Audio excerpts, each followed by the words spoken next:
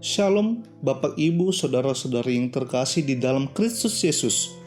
Selamat pagi dan selamat berjumpa kembali dalam Renungan Harian Kristen Morning Hope. Pada saat ini kita akan kembali merenungkan kebenaran firman Tuhan sebelum kita memulai akan setiap aktivitas kita di sepanjang hari ini. Namun terlebih dahulu mari kita bersatu di dalam doa. Bapa kami yang di surga, kami bersyukur atas kasih-Mu yang begitu besar dalam kehidupan kami, di mana di sepanjang malam hari, Tuhan sudah menolong kami, menjaga kami, sehingga kami dapat beristirahat dengan tenang, dengan penuh sukacita dan damai. Dan sehingga pada saat ini juga Tuhan, kami dapat menikmati hari yang baru, yang begitu indah yang telah Tuhan sediakan bagi setiap kami. Pada saat ini ya Tuhan, kami mau merenungkan kebenaran firman-Mu sebelum kami melakukan akan setiap aktivitas kami di sepanjang hari ini. Kiranya Roh Kudus Tuhan memampukan kami untuk mengerti, memahami apa yang menjadi kehendak Tuhan di dalam kehidupan kami melalui perenungan firman Tuhan pada saat ini.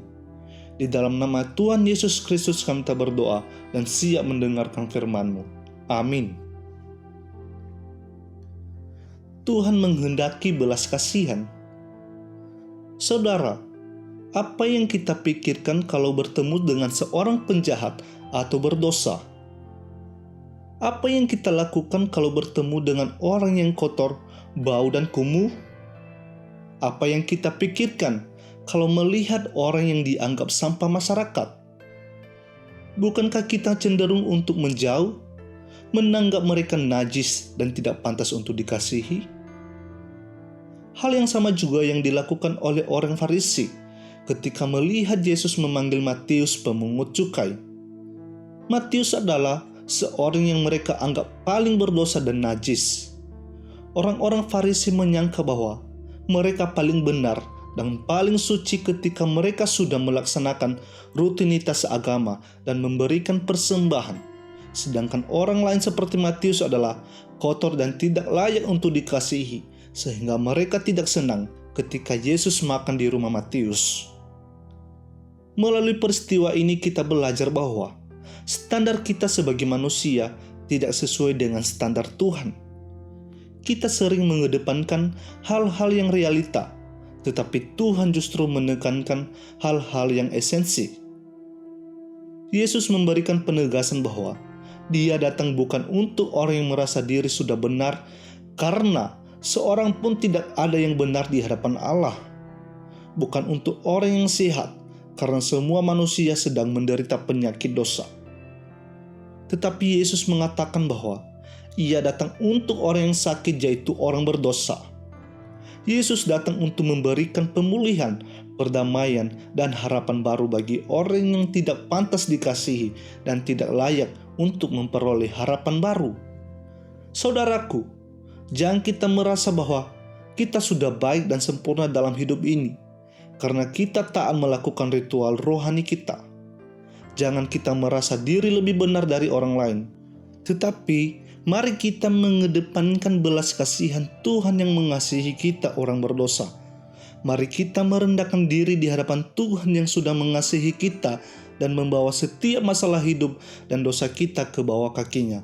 Maka kita akan mendapat pemulihan. Tuhan Yesus memberkati.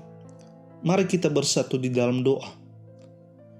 Tuhan Allah, Bapa kami yang kekal, yang kami kenal dalam Kristus Yesus yang sudah menyatakan diri kepada kami. Pagi ini kami bersyukur untuk firman-Mu mengajarkan kami bahwa Tuhan menghendaki belas kasihan daripada praktek rutinitas kami. Tuhan datang memulihkan kami orang berdosa karena belas kasihan-Mu. Bapa, ajarlah kami agar kami sebagai pengikut Kristus selalu saling mendahului, melakukan kebaikan. Tidak mencari proses yang instan, tetapi kami mengikuti proses yang sulit, namun menuju kepada keselamatan, seperti Kristus yang sudah menjalani proses menderita mati di kayu salib untuk menyelamatkan kami. Bapa, pimpin kami agar menjadi kesaksian bagi orang-orang yang putus asa dan hilang pengharapan, sehingga mereka juga memiliki harapan dengan memandang kepada Kristus. Bapa, hari ini kami beraktivitas. Kami menyerahkan semuanya ke dalam tangan-Mu. Kiranya Tuhan yang memimpin kami agar senantiasa hidup bergaul dengan Bapa dan melakukan seturut kehendak-Mu.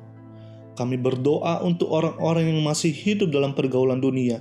Kiranya Tuhan juga menolong mereka agar mereka berbalik kepada Bapa dan hidup mereka juga disempurnakan dalam Kristus Yesus, Tuhan dan sahabat kami. Ini dalam doa kami Tuhan, demi nama yang berjasa, nama yang berkuasa, nama mulia, Bapa yang kekal, Tuhan kami Yesus Kristus, kami berdoa. Amin.